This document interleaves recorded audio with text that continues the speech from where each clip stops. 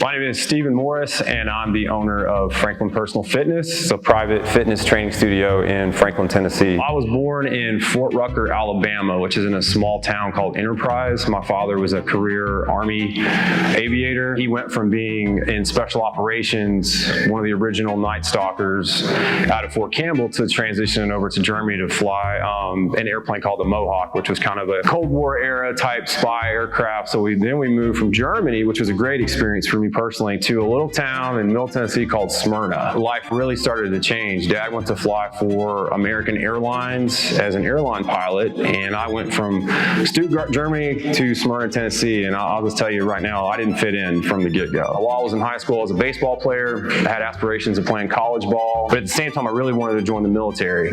So I didn't get the baseball scholarship, was ready to join the Navy and serve my country, and my dad suggested that I try college out, and then decide to join the Navy. So instead of going enlisted, go in as an officer. So I started my college career at Lipscomb University. Didn't really fit in, and then I transitioned over to MTSU in Murfreesboro. And that's where I ended up graduating with an exercise science degree. Came out of school, trained a little bit at a couple local gyms in Franklin, Tennessee. Still really wanted to join the Navy.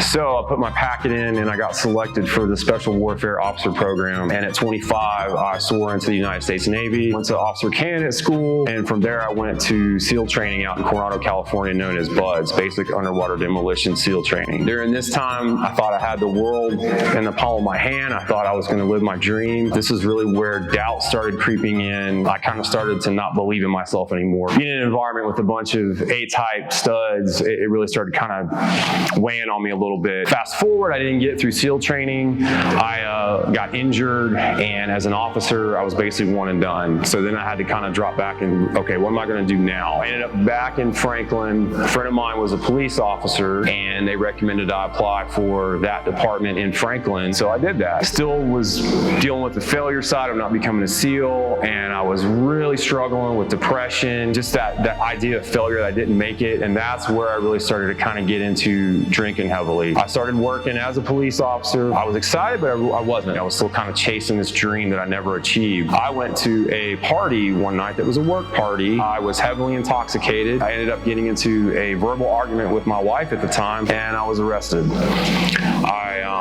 I was arrested by the department I worked for. I ended up resigning from that position, and I was in the court system for about a year trying to fight the charges that were brought against me. And you would have thought at this time that would have been my rock bottom, and it should have been. I ended up getting a divorce after that. At the time, I had a 1.5-year-old little girl. I started to carry that shame. I started to carry that shame of a failed marriage. I considered going back into law enforcement. I got my record expunged. Everything was clear, but unfortunately, I was looked over for a position with another local department, and I was kind of at a loss. And during this whole time, I had a really close friend, and we'd actually started a CrossFit gym together. Prior to all this stuff, back in 2008, I ended up starting this personal training business, and that's where I kind of found my purpose in life. It took off pretty quick. I felt confident. I enjoyed it. I loved what I did, and I'm to this day very grateful that my friend that started this CrossFit gym that we owned allowed me the space he had to build a business that's almost 9 years old today.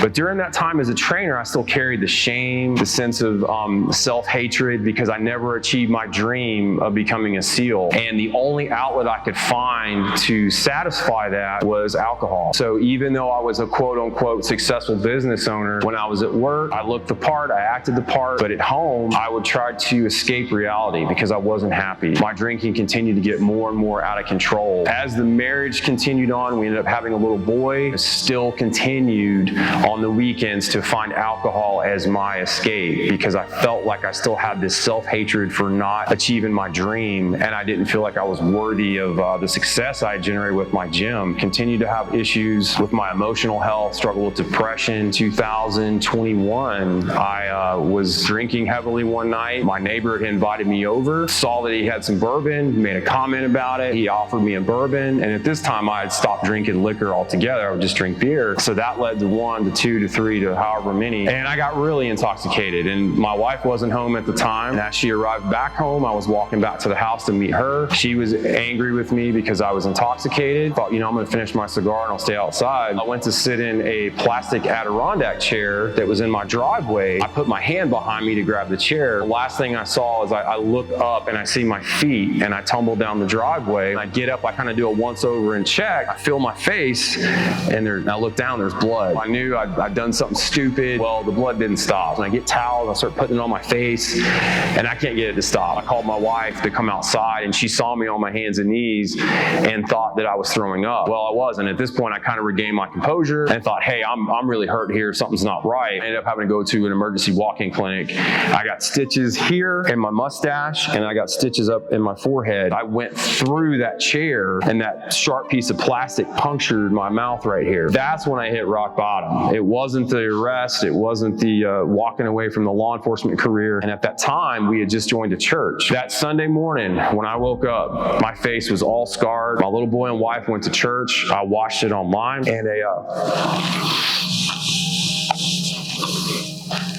really good friend of mine was doing the announcements that Sunday, and he said, I'd like to say a prayer for those that are sick mentally and physically.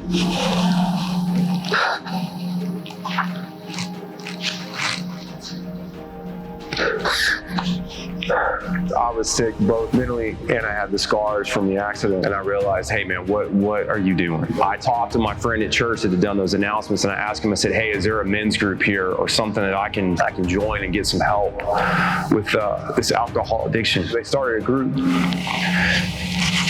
kind of just for me, and without me really sharing the whole story at the time. We just wanted the fellowship of men. I was new at the church, they didn't really know me, but that gave me the inspiration being around those strong Christian men that, hey, it's time to man up, it's time to be a leader for your family. And from that moment on, I maintained my sobriety without them even knowing what I was going through. And looking back, I should have told them, but to this day, I'm 16 months sober because of the church at Heritage and the fact that I put God back in my life, because I turned my back on him. Now today, sitting here, I know that my faith is strong, and I've beaten this alcoholism because I put God first in everything. So my goal is to help those guys out there that don't want to share their feelings, that don't want to talk about their emotions, because guys, it will destroy you. I have lost everything because of alcohol. Everything but my faith, and I will never drink again. So guys, if you need help, I hope this inspires you to reach out, men out there. And I was the same guy. Don't want to talk about their emotions because they appear weak, and that's all BS. You're not weak to talk about your emotions. Your life holds meaning, and you are loved no matter what your past says or where you're at in your life. And if you've walked out on God like I did, he's still waiting on you. He's still opening his arms for you to come back. Live the best life you can live.